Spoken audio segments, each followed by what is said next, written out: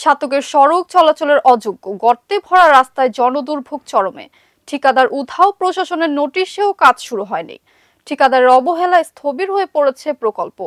পাইগাঁও নামক রাস্তায় চরম দুর্ভোগে পড়েছেন স্থানীয় বাসিন্দা, শিক্ষার্থী ও যানবাহন চালকরা।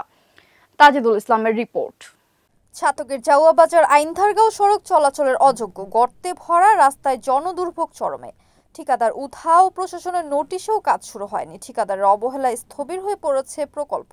জাউয়া বাজারের পাইগাঁও নামক রাস্তায় চরম দুর্ভোগে পড়েছেন স্থানীয় বাসিন্দা, শিক্ষার্থী ও যানবাহন চালকরা। টেন্ডার প্রক্রিয়া সম্পন্ন হওয়ার পর কয়েক মাস আগে কাজ শুরু হলো, মাত্র কয়েক সপ্তাহের মধ্যেই ঠিকাদার সাইট ছেড়ে উধাও হয়ে যান বলে জানিয়েছেন স্থানীয়রা। এরপর থেকে কাজ আর এগোয়নি। এলাকাবাসীর অভিযোগ, পুরো সড়কটি কর্দমাক্ত হয়ে গর্তে রূপান্তর হয়েছে। এতে রোগী পরিবহন ও জরুরি যাতায়াত মারাত্মকভাবে ব্যাহত হচ্ছে। একজন ক্ষুব্ধ স্থানীয় বাসিন্দা বলেন, ইমার্জেন্সি কোনো রোগীকে গাড়ি দিয়ে নিয়ে ডাক্তারের কাছে যাওয়া কঠোর হয়ে দাঁড়িয়েছে। এমন রাস্তা দিয়ে যাওয়া মানে প্রাণ হাতে নিয়ে যাওয়া। ছাতক উপজেলা প্রকৌশলী রফিকুল ইসলাম জানান, ঠিকাদারকে লিখিতভাবে নোটিশ পাঠানো হয়েছে। নির্ধারিত সময়ের মধ্যে কাজ শুরু না করলে চুক্তির শর্ত অনুযায়ী ব্যবস্থা নেওয়া হবে।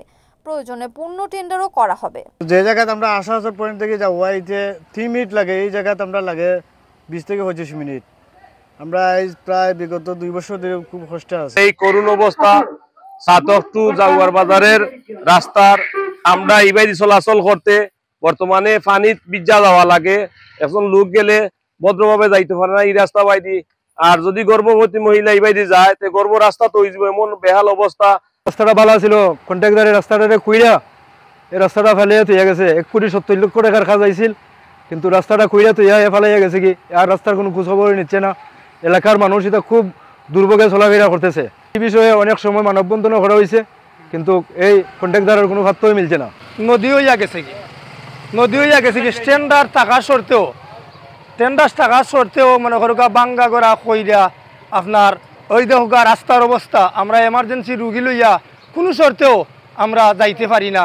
এই রাস্তা দিয়ে আমরা গাড়িগুলা চলাচল করতে আছে। আমরা কর্তৃপক্ষের কাছে জোর আবেদন, দ্রুত আমরা এই রাস্তাটা যেন সম্প্রসারণ এবং নতুন রাস্তা কইরা দেওয়া হয়, এটাই আমরা আবদার। মোহাম্মদ তাজিদুল ইসলাম, NAN TV, সুনামগঞ্জ।